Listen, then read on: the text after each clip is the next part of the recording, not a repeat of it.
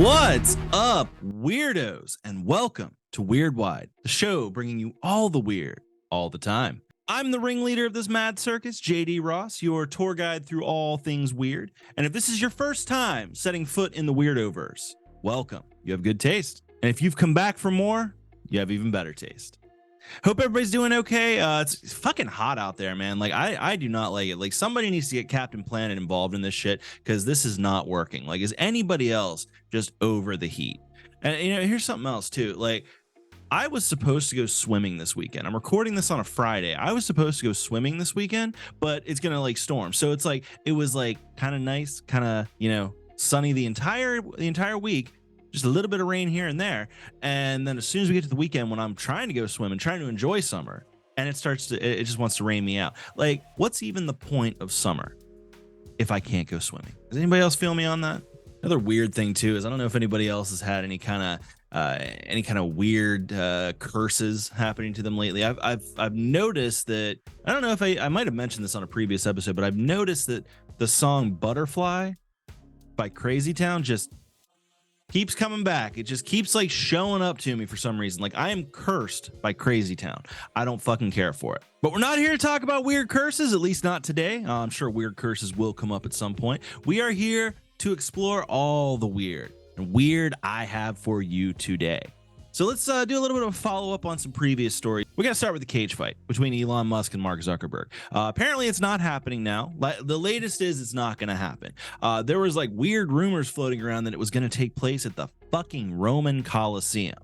Which, total side note, did you guys hear about, like, there was a guy that went and like graffitied the Roman Colosseum, and his excuse was, "Oh, I didn't realize it was 2,000 years old." Like, honestly, fuck you, dude. Like honestly, can you imagine just like going to the Roman Colosseum and knowing diddly fuck about it, like literally just not even knowing anything about it, and just like, oh, this is fun to like, apparently he might be facing jail time. But yeah, so there was a brief rumor that Zuck and Elon were going to be cage fighting at the Roman Colosseum. So apparently it's been canceled. Latest is it's not going to happen, but apparently but there's definitely no love lost between the two, because while we didn't get to see either of them beat the shit out of each other, we are kind of watching Elon Musk get his ass handed to him a little bit by Zuck. Great little segue here into Threads. I'm on Threads now. Everybody go check me out. I'm on there as Dude is Weirdo with everything else. So yeah, as of recording this, Zuckerberg launched Threads like a day or two ago. So by the time this actually comes out, the numbers will probably be a lot greater. But latest is it's like 30 million users are already on Threads, which is good because it's hurting Elon. Like, I've said it before, I can't stand Elon Musk. I think he's an absolute dipshit. Absolute. Just do not like that guy. So to see him like get his ass handed to him, just in another setting is just, it's really nice. It's nice. It's got a weird, it's got a fun vibe. Threads is fun. I mean, it's like it reminds me of Twitter, like in 2006. Like, it reminds me of like old Twitter. And now Musk is upset. He's actually suing Zuckerberg because he's saying that Zuckerberg poached a bunch of his employees and took trade secrets to Meta to create Threads. Which, it's like, dude, what are the trade secrets? Like, what is the trade secret about Threads or Twitter? I mean, like, Twitter and Threads literally seem like the exact same thing, except Elon isn't involved in one of them. Like, it doesn't seem like it just seems like it just seems like Zuckerberg like kind of gave people what they wanted for the moment. Now, I do hear there is a certain amount of data mining going on it, but there's data mining going on every platform. So as of now, the cage fight is not on, but the metaphorical cage fight is currently being won by Zuck. So we shall see how that goes. Now, we also got to talk a little bit about the sub situation. So, with a lot of new information has come up. New shit has come to light on the Ocean Gate sub. There was actually, I don't know if anybody realizes this, actually in 2001, there was actually a situation with the Titan where it actually got stuck for 24 hours at the bottom of the Atlantic. Jaden Pan, he was one of the passengers on the Titan at the time, said that Stockton Rush kind of told them, like, just go to sleep. Just go to sleep. So they're at the bottom of the ocean, and literally just like he's just like, just don't worry about it. Just have a nap. Have a nap. Like the battery went dead, and they basically had to do this weird thing where they ditched some weight and like floated up to the top. Okay. Like, so it's like, again, we're just finding out more and more how much this guy did not value basic safety. Like, again, safety measures are in place for a reason. They're in place to stop shit like the Titan from happening. It's just amazing that somebody like Stockton Rush just thought he could just outdo that. Because, going even further back, there was an email that came out in 2018, was sent like by one of the engineers that was involved in the Titan project, who had a lot of safety concerns, and this is not going to go well, was his whole basic vibe. So what have we learned? Safety first. All right, so let's move on to some other weird news, other weird happenings going on in the world. So what is it that you want in a politician? Like if you had a couple qualities, do you want honesty? Do you want hardworking? Do you want integrity, family values? Well, apparently some people in the district of Sisseton, South Dakota, they elected this fucking guy, Joe Donnell. Now, Joe Donnell went on a podcast and he revealed basically that there's an issue with Mount Rushmore. Okay, cool. What's the issue? Well, the issue is that Mount Rushmore is actually a demonic portal for communism. I'm going to say that again. An elected official, like in the real world, is concerned because he thinks that Mount Rushmore is a demonic portal for communism. I don't know about y'all, but that's what I want my representative working on. I want him stopping the demons. I want him exercising the demons at every opportunity. Jesus fucking Christ. So this guy, Joe Donnell, he's just he's just elected, like just recently, literally 2023. So he's like brand new. We keep fucking electing these goddamn wackadoodles. What the fuck is wrong with you people? Because I'm not voting for fuckers like this. Who the fuck is voting for the Joe Donnells of the world? It's fucking insane.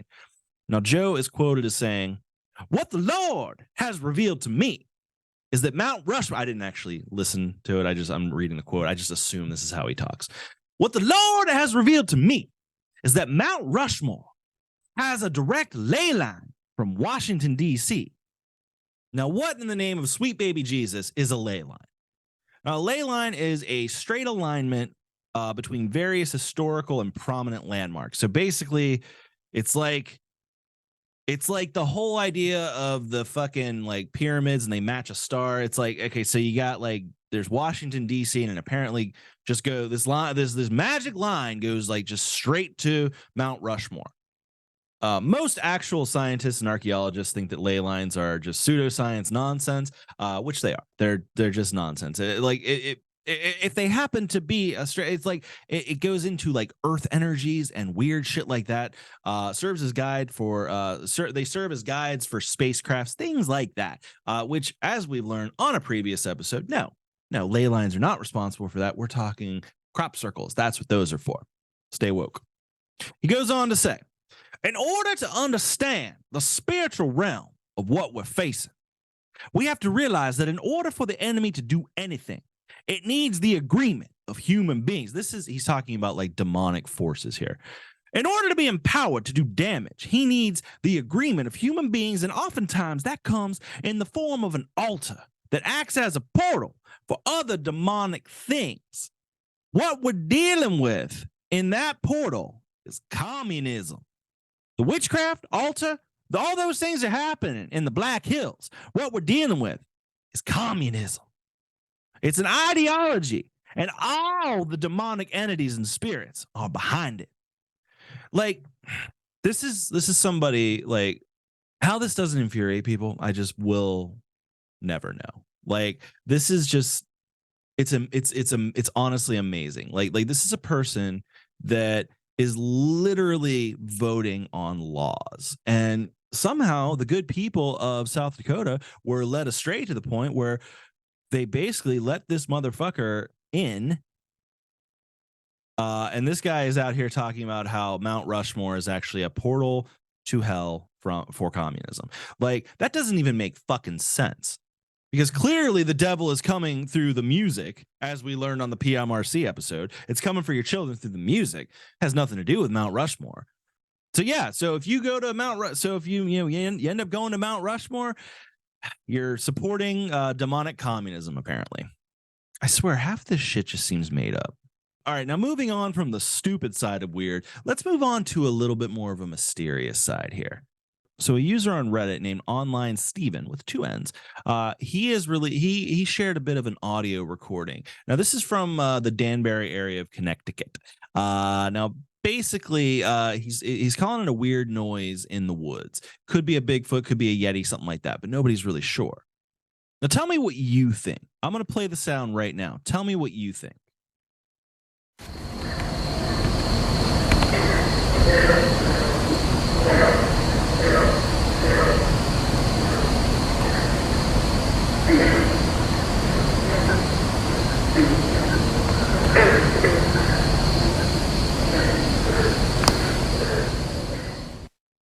What the actual fuck was that? Could have been anything, honestly. Could have been just some weird, some sick animal in the woods making a fucking noise. Could be a deer, could be a bear. Who the fuck knows? I don't know. I ain't no wildlife expert, but I do love the idea that it could have been a Sasquatch.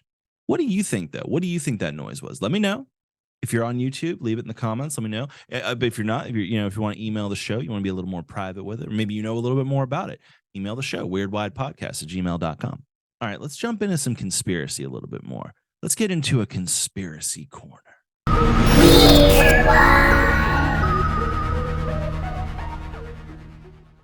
Are aliens helping the superpowers of the world develop more advanced spacecrafts? According to ufologist and ex-military officer Paul Askoff, maybe. Now, y'all know I love anything involving aliens, so I'm loving this story here. Now, this one goes a little bit further back. This actually goes to the 1940s when we unleashed the nukes. Now, we've talked about that in previous episodes, of course. Now, after the nukes fell, we got the attention of the intergalactic communities. And according to Askoff, at this point is when we made contact with the Greys, the Gray aliens, which are, to me, I don't know, they've always been the standout alien for me. I know a lot of people go to the lizard, the reptilians, different things like that. For me, the Gray aliens are the ones that have always stood out.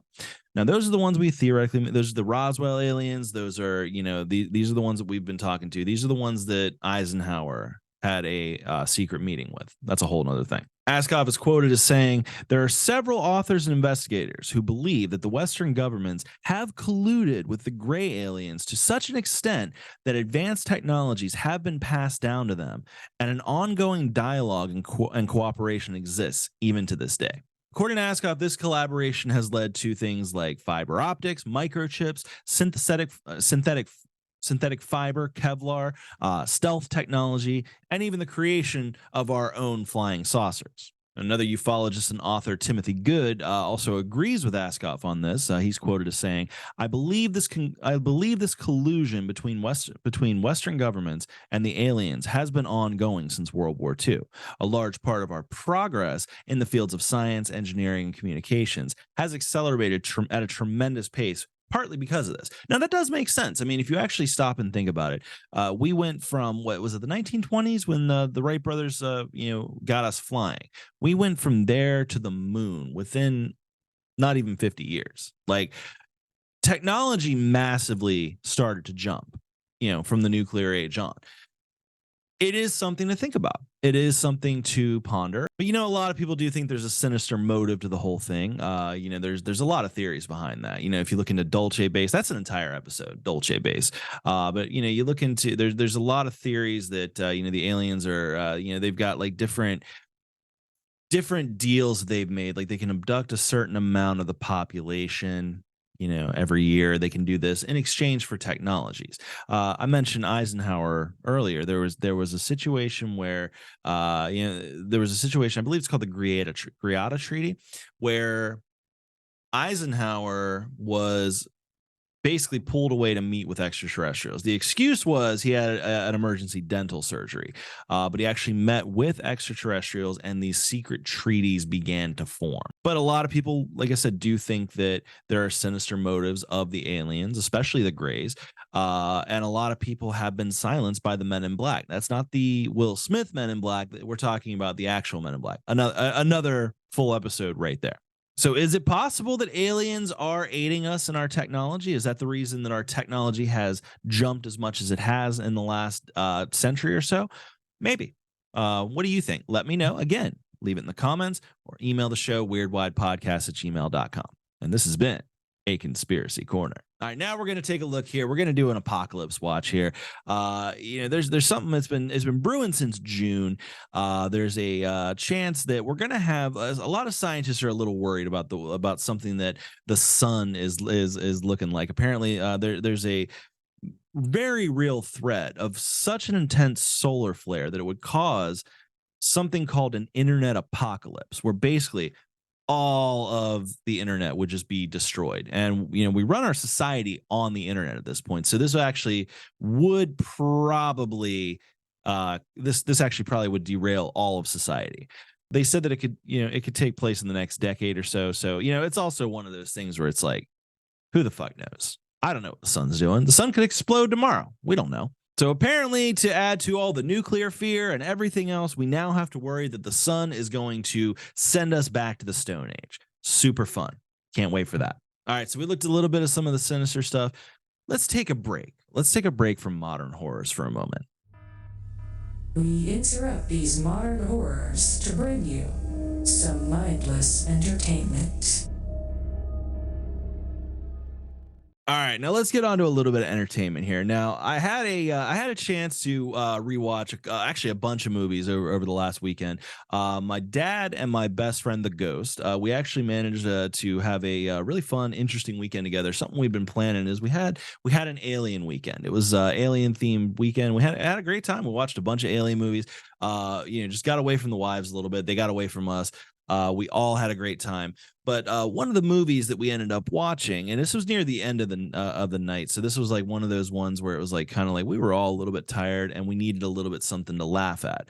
But we realized that Dude, Where's My Car actually falls in the category of an alien movie. So having had a fresh watch of Dude, Where's My Car, it's one of those things where if you look at it from the perspective of this is an alien movie, it's a fun ride. I'm not going to sit up here, though, and say that Dude, Where's My Car was some game-changing movie or some fucking groundbreaking anything. It wasn't. It was a stupid fucking movie.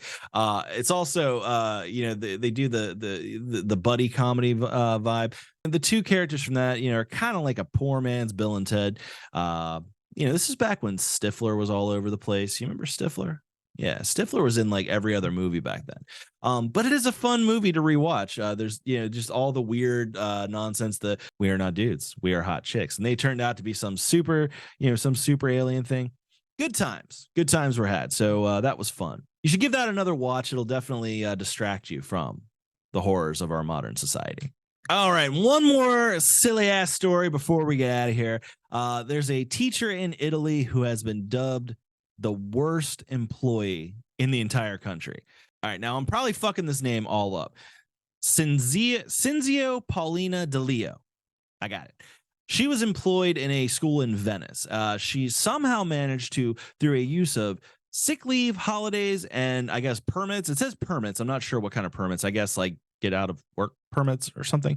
This chick managed to skip out of work for literally 24 years. So she wasn't there a lot. She was there like here and there, but like basically for 24 years, she was scamming the system. She gave no fucks at all. She was apparently literally just be like blatantly on her phone while students were doing oral exams. She would give out grades randomly and apparently didn't even own a copy of the textbook, which is hilarious. Now, apparently, there's some version of a school inspector, I don't know what the fuck that means, said that they found her lessons confusing and they started looking a little further into it. And then they kind of caught on to the whole scheme, realized she was like never there, didn't give a fuck. So they finally fired her. Honestly, though, I mean, like to a certain extent, is anybody even unhappy about this person? Like, is anybody like actually upset? Like, Yeah, sure. Some kids got some fucked up grades, but honestly, homegirl kind of like did her thing. She said, you know what? No, I definitely don't get paid enough for this. Because here's the thing, teachers don't get paid enough. I don't know if it's different in Italy. I imagine it's the same, where, teachers are not getting paid enough. So, I kind of on some level have to respect it. She, kept the job, but she didn't actually do the work. Good for her. It kind of is what it kind of is. Because let's be honest, if you could actually pull that scam off, if you could actually find a way to get 2.5 decades of not actually working but still getting the paycheck, you'd consider it. You would definitely consider it. Well, thanks for getting weird with me. I hope everybody's enjoying the new direction I'm taking the show. It's a little bit more chaotic, a little bit more random, but I'm enjoying it. I hope everybody else is too. Like I said, there's going to be some more deep dives eventually, just not at the moment. We'll be getting back to those at some point.